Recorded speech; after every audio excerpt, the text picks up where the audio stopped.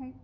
So one of the things I discovered a couple or 3 years ago now, I guess, I was working with a mare that was quite troubled.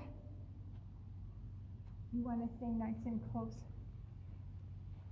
And she'd had an injury and had a bridle on and had a lot of pressure hit her mouth during the incident. And so I'm just going to warm this bit up. So she was terrified of having a bridle put on. She was terrified of having the bit in her mouth. It caused her great anxiety. And I hadn't thought about it so much before. That the only time we put a bridle bit in a horse's mouth is usually when we're going to work them. So I realized that what I needed to start doing was putting the bridle on in the slow work as well as the more energetic work, so that the horse actually learns how to carry the bit. And you'll notice that a lot of times with these green or young horses, I don't use a nose bend. And sometimes I'll have the bit quite low so that they can learn how to carry the bit on their tongue, which is what we would like them to do. And in the case of that mare I was just talking about, I actually used a full Western spade bit, not a spade, it was a half-breed, a hooded half-breed with a cricket in it, so that she could play with the cricket and mull that bit around in her mouth and get comfortable with it. And that's how we got that horse comfortable with having a bit in her mouth. And then now she's fine. She bridles like a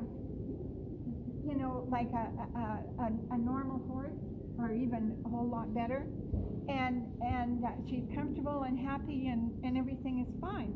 Now, see, this horse is kind of anticipating some things, and you see the wrinkles in her nose. I don't know if you can see them right there. They kind of come and go, and she was holding her breath, but she just let out a big sigh. And so this is all that stress from, you go catch them in a hurry, you throw the halter on, throw them in the cross ties, put the equipment on, and off you go, right? And this is all little indicators of that. This is all little indicators of that. And that's why it takes so much time. And most people, and she's trying to chew on things, and I got my fingers there, and I'm stopping her. And you can see her go between being stressed and being relaxed, and I'm just putting a little restraint on her there so she can't take her head away from me. I've got this bit almost warmed up. So now what I'm going to do, and I have the rein over my arm, not over her neck. A lot of times people put the rein over the horse's neck. But if your horse needs to leave and the rein is over the neck and the horse leaves, this is where you see that I have a problem with my right shoulder. There. So she brought her head down for me, and I just need to reorganize things here a little bit. So she learns how to be cooperative and help little old ladies out, or little kids. I'm sorry, I stuffed your ear through there. I want to just bring her around to me. So I put a feel on her neck here with my right hand, bend her to me. And you can see the stress. So when you go into a barn whether they're professionals or amateurs or kids or whoever that consistently use cross ties, and they'll have the horse standing in the cross ties and as they're putting their gear on, and lots of times they'll have the halter still over the horse's neck because they've still got the cross ties on. The horse is showing all these stress signs, and you can see the stress signs in this horse. So I'm just taking the time it takes to let her dump off that negative expectation. She just bumped me there on my arm. Now, this horse has already gone to a show. Do you know how high she jumped? 3.6. 3.6. 3.6. 3.6 is meter 10, maybe something like that. There. And now you see her starting to crowd me a little bit, like you saw in yesterday's video. And I'm just going to stand here. I'm putting myself in a bit of a vulnerable position because if a heron was to fly up off the pond there, hi, how are you? That's a good girl. So I'm not saying to her, behave yourself, straighten up here and act like a civilized horse, because she can't do that. That's like asking a hyperactive kid that's all jacked up on sugar or something, or anxiety of some sort. See, if she needs to put her head down like that, she can do that. Now I'm just going to work on getting this rein up. Now this horse has been ridden quite a bit, but I made the remark yesterday to Danielle, because back in the 70s, I've had several horses that became very big superstars in my area, really big superstars.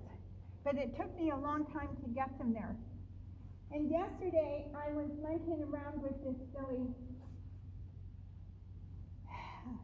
like I'm doing today. And I realized that with those horses that became, hey, that's the girl, quite, she needs to back up. I can let her do that. Do I want her to do it? No. I don't want her to be chewing on the gear. But see, that's anxiety. And so I'm just going to back off, give her a little space. This is the kind of horse that when you put a saddle on, you want to have a loose girth. And if you're going to have a loose girth, you want to have a breast collar. So that if that horse has to blow up on you and make a turn, whether you're on it or not, because sometimes when you have a horse that struggles with anxiety, they'll do an exit because their stress makes them do that, and you get a saddle that slips. I had a horse do that, probably 25 years ago. I had a bareback pad on the horse, and one of my students had come by, and I was busy working with the horse, and I wasn't paying any attention to what the outside world was doing. It was just the horse and I. See how she snapped at me there? And if you've been paying attention, you'll notice that she's tried to snap at me a few times. So what I'm going to do, I'm going to give her a little bump here and say, don't be doing that. That's not permissible. But we know she's got all that stress in her mouth. And if you look from time to time, you'll see those stress lines come in her nostrils. And see that? Those are stress things.